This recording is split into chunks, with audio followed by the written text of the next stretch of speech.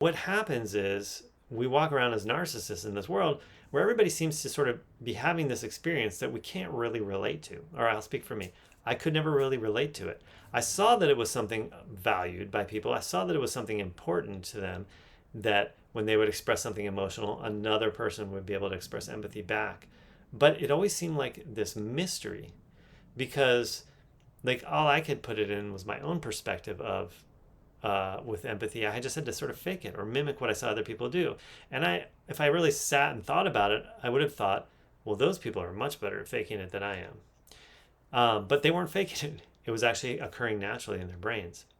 And so for me, empathy often felt like a performance. I could mimic it, but it never felt natural.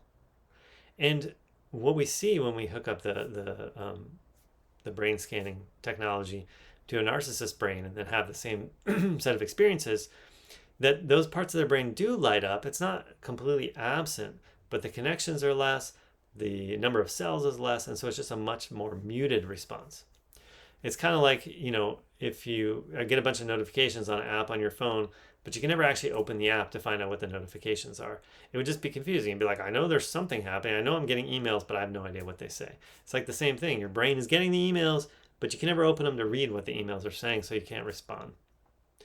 And so the good news is that these parts of the brain exist. And even if you have less gray matter, that doesn't mean that it's unattainable or you can't ever get there. We know the brain is very plastic, meaning it can create new connections. Even people who have, physical brain damage and parts of their brain are injured beyond repair, they can actually create connections that bypass that to be able to function well. And I believe the same thing can happen with empathy. Not that perhaps I will ever have, quote unquote, normal levels of empathy, but certainly with concerted attention and practice, I've already started to experience sort of the beginnings of actual empathy. And it's like building a muscle in the gym, right? You can have really small muscles and be really weak physically, but you go to the gym, you start exercising, you do it consistently over a period of time, and those muscles will grow.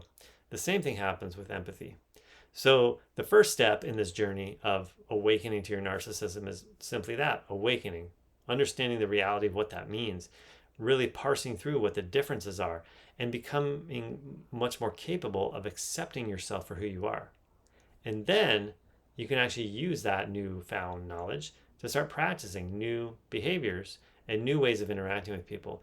And what will happen is you will start to experience this feeling that perhaps you never had called empathy.